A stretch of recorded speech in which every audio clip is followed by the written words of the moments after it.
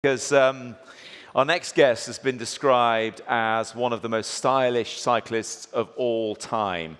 Not intimidating at all for a chopper like me who goes round Regent's Park twice a week. Put your hands together for Maurizio Fondriest. Hi. Maurizio, lovely to see you. Welcome to the Rouleur Classic here in London. I have ridden with you, actually, a while ago, London to Paris. And the first thing, two things struck me. That even then, Maurizio is 10 years my senior. Are you 53 now, 52, something like that? 53. 53. Don't remember. A man of 10 years my senior was much stronger than me, of course, won lots of races, but looked the business on a bike. And before we get to the World Championships and the other races you won, how did you become so fluid? How did you perfect your souplesse when you were a teenager getting into riding and racing? I don't know why. Good first question. Good first question. Did you ride in front of a mirror? Did you do that kind of thing on the rollers? No. Okay. Absolutely no. Because Robert Miller, who's now Pippa York, said we would have to spend a day in front of a mirror doing that kind of thing to look as good as you ever did on a bicycle. Maybe because my father taught me when I was young to ride with very fast cadence. Yes. I used to ride also in the mountain with high cadence. But at the time we hadn't a big gear. Yeah. Only I used to ride with 12-21 or 12-23 because we had only seven gears. Yes. So did you ride at a high cadence, or was it you? High cadence, yes. Yeah, high cadence. So you would get used to spinning. Maybe it's for that reason. Yeah. Did you ever think about the way you looked on a bike, or was it just something that came naturally, a natural souplesse? I always pay attention at my position, but at that time, not every rider used to take the measure of the bike. For me, it was different. I have at my home my former bikes and all the measure of the bike. When I changed the saddle, the eye of the saddle, or I had everything. I wrote everything, and for that reason, maybe I never changed.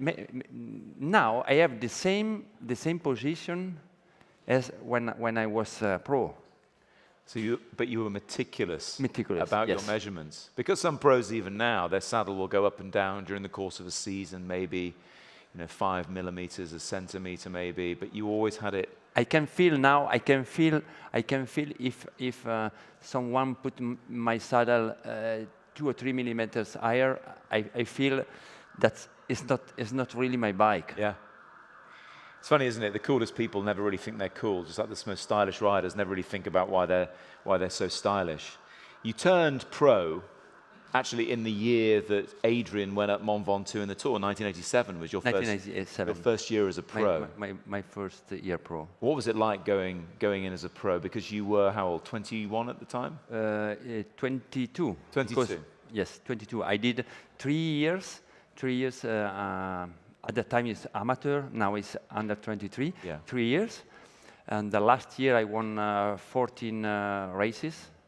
And in 7th place at the World Championships in USA, and I passed pro in 1987, and I won my first race as a pro in Spain, Tour of Catalonia, in front of Sean Kelly, uphill sprint. Yeah. Because my quality, my skill was when I was younger. When I was pro, I was very good on a good climber, but not top. Yeah. Good time trialist, but not top. So my best skill was the attack on the hill, the uphill finish. A puncher. I was very fast. Yeah, like a puncher, like Julian Alaphilippe is these days. That kind of rider. Yes. Yeah. And I won a bunch sprint, but uphill sprint in Spain in front of Sean Kelly, my first year pro. Was he a hero of yours, Sean Kelly? Was he a rider you admired through the 80s as you built up to becoming a professional racer yourself? Sorry, I didn't understand. Was he your hero, Sean Kelly? I think Sean Kelly is one of the best riders in the history, because he won classic. He did first place at the Tour de France. Maybe he missed the podium at the Tour de France, but I think he's a very, very great champion. Maybe he needed to win the World Championships as Roger de Vlaming. Maybe. And I think we're going to hear from him tomorrow as it happens. In that first year that you were pro in '87, it was another Irishman who won the World Championships, and Stephen Roche. Stephen Roche. And he'd won the Giro, and he'd won the Tour as well. And he's a friend of yours. And I come back to that ride. I remember very well before the start in Ronse, '88, when I won the World Championships. Don't give it away just yet. We're getting to that. We're building up to '88. He had in his hand the jersey. He threw the jersey to the crowd. No? Classy. I took. You took the jersey. Do you still have it? No. You don't? I'm joking. Okay. Because I saw you both riding together some years after this, when we did London to Paris, and you were attacking each other on a climb, even though you're men at the time in your late 40s. You were still racing like you always used to race.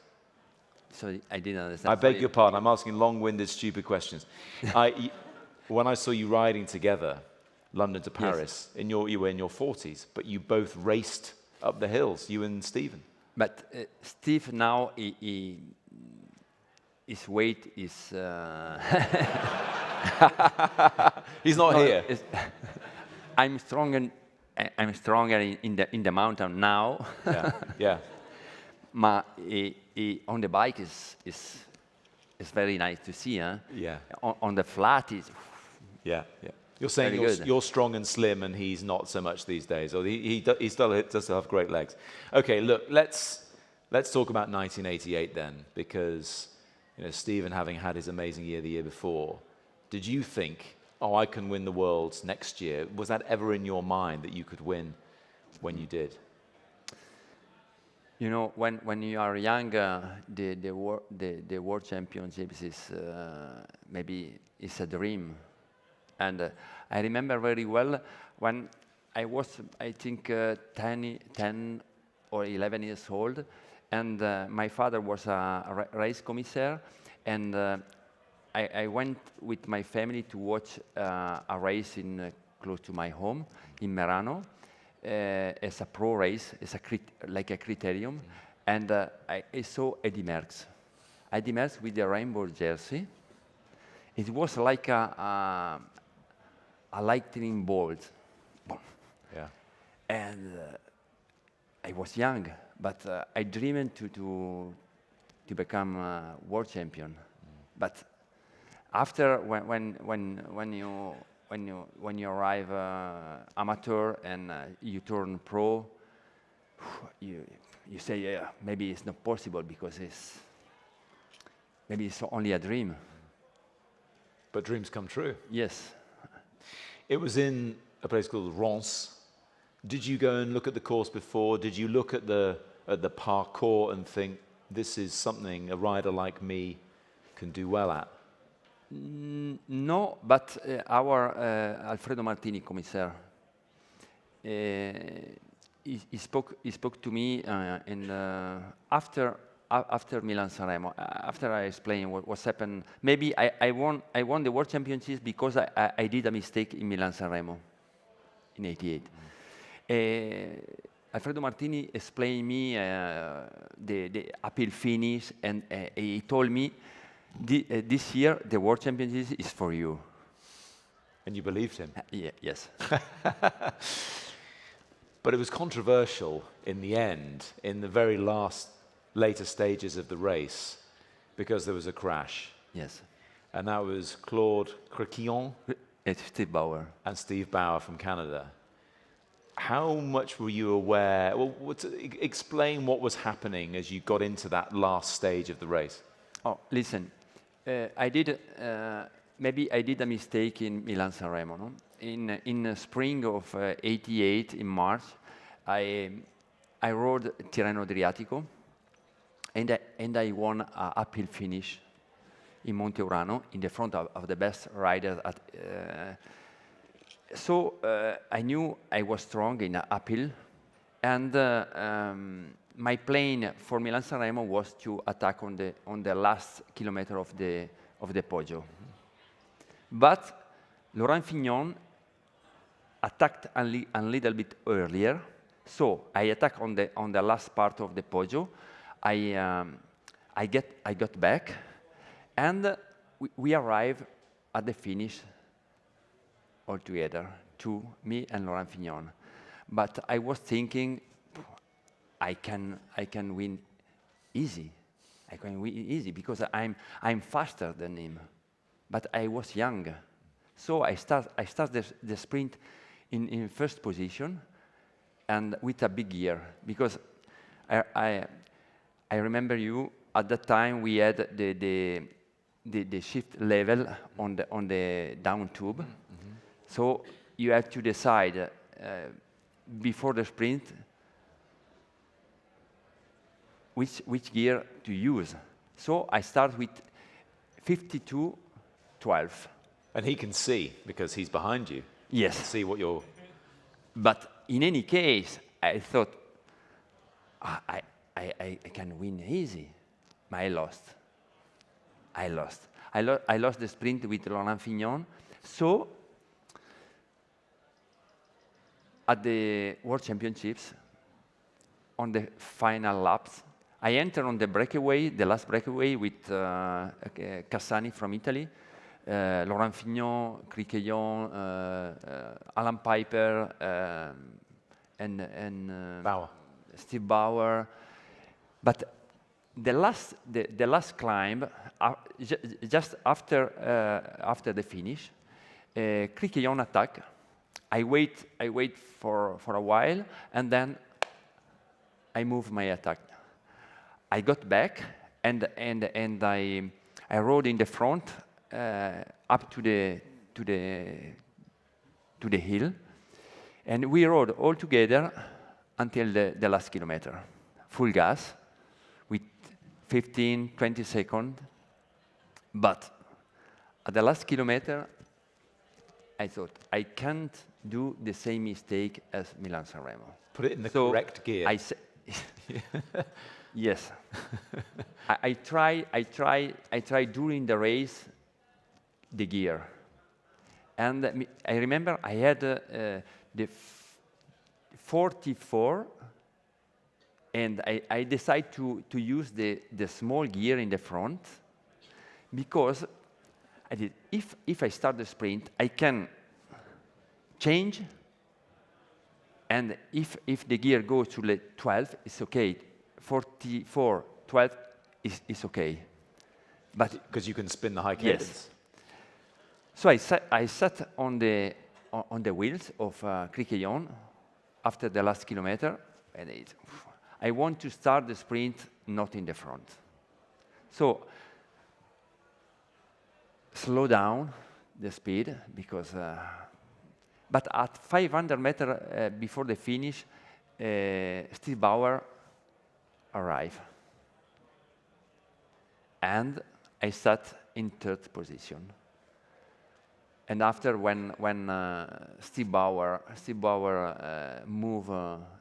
start the sprint, if you look at the sprint, you can see Steve Bauer start the sprint, go a little bit on the right side, and sit on the saddle, take the hand on the gear level, change, and start the sprint again. But he used to sprint with the arm, elbows out, like a track racer, like that, yeah. no? And he he moved on the right side, and Claude Criterion passed between him and the gate.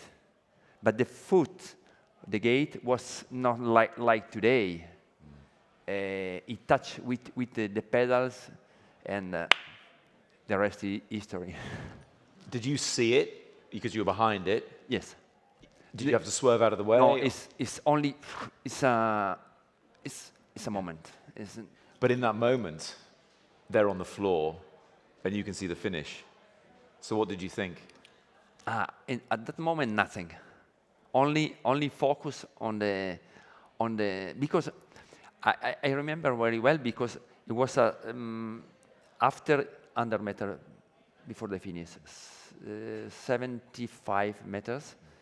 But 75 meters on the uphill finish is like a double, 150. No, because you have to think. Now the sprint start on the flat, 250 meters. Yeah. No, but now the sprint is much faster than before. The sprint on the flat 20 years ago started after 200 meters. Because maybe the time is the same, but the speed is different. On the uphill depends the gradient. The gradient. Yeah. The second you need to reach the finish. Yeah. So, in my mind, I was thinking, I have to start the sprint maximum under 20 meters. No before. So, it was okay. Did it feel like it was taking forever to get to the line? Or was it over very quickly? No, it was. But when I passed the finish, I was. If you look my face was in disbelief. Yes, unbelievable. Yeah. Yes. What was it like then putting on the rainbow jersey, just like Eddie Merckx had all of those years before? What did that feel like? What does it feel like now, thinking back? After the race, it's difficult to explain. After a week, after a year, now you say, oh, I remember very well the first. Maybe with this you can understand. I was in Veneto, Tour of Veneto, the week before the World Championships, and I wore for the first time the rainbow jersey with the team rainbow jersey with the logos on the jersey, and I was in my bedroom in front of the mirror. I knew there was a mirror here somewhere. Yeah. I knew it. Oh wow! Now I'm world champion. I'm the king of the bunch. So this you realize what you did. And I'm afraid with that we're out of time. World champion from 1988, Maurizio Fondriest. Grazie mille. Thank you. Grazie. Now, just before we go, I thought Maurizio brought me a little present, but unfortunately it's for someone else I know. And explain what this is, Maurizio. Who recognizes that jersey? Tour? No, Kellogg's Tour. Because at that time it's Tour of Britain, Kellogg's Tour. I did in 1990, and I won a stage in Liverpool. I won in 1994. I won 2 stages in Glasgow, a time trial. And this is a present for Bradley Wiggins, because I met him at Francesco Moser home 2 weeks ago.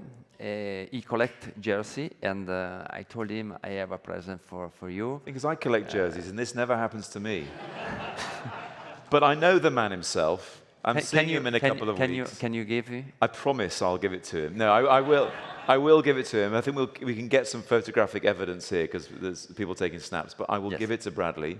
Yes. And he will be, I'm sure, eternally grateful. In fact, maybe we can take it on tour with us because that's what we're doing. So thank you so much. It certainly wouldn't fit me or him these days. Thank you. Maurizio Fondriest. Thank you. Good. Thank you. Have a little photo. I shall make sure he gets that. I absolutely promise. Look, don't go away. Very, very shortly, we're going to be talking about the world's once more, but the British success, where the team delivered Mark Cavendish to the line in Copenhagen through the eyes of the road captain himself, David Miller. So he'll be on very shortly.